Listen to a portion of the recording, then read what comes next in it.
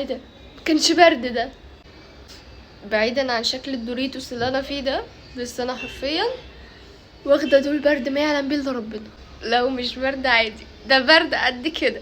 طبعا انا ربنا بلاني بني ادم اسمه ممس ده والله العظيم ما بيعدي عليه يوم غير لما يجيله برد يعدي الشقه كلها، واولهم انا. البني ادم ده ما يعادي ان هو مثلا يغيب من الحضانه، انا ما ينفعش اتنيل غيبه عشان برد. ما فيش حجه. لو البرد كمان مش عادي، بقول لكم البرد قد كده يعني. خد عندك احتقان وعطس اللي هو رشح بقى يعني على حسب اللهجات، وصوتي متضخم، تكسير في العظام، وحاجات كتير قوي يعني مجمل كده. هو تقريبا عامل تخفيض كده اللي هو عامل 3 في 1 يعني هيعدينا تمام، وكل واحد يبقى عنده ايه نوع برد معين يعني ميكس.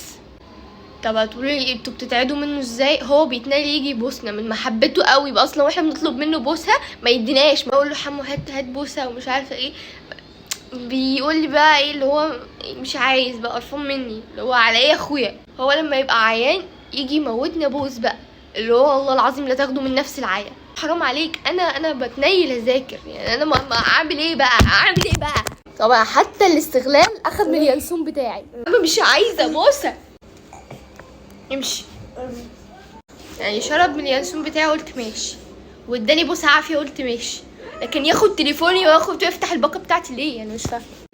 هو دلوقتي في حضانه وانا في ثانوي عام، يعني هو ليه مليون حجه ان هو يغيب، لكن انا ماليش حجه واحده.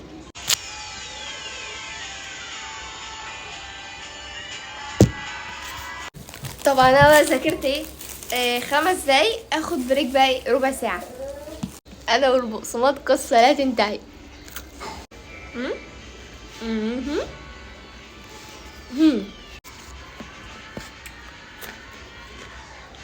سلكتونا متشكبونا بيجيبي باجي بوبو كما سحرين بيبي جيبا بيجيبو. استنى بقى، انت مش بتبصلي غصب عني؟ كده غصب عني. بما اننا عيانين سوا، هتبوسها بس، هتبوسها. ما تخافوش عليه، هو بخير. كل ما يعني طول ما هو بخير يبقى هو معايا. اسكت بقى يلا. عايز ايه؟ خد. كان عايز اليانسون بتاعي.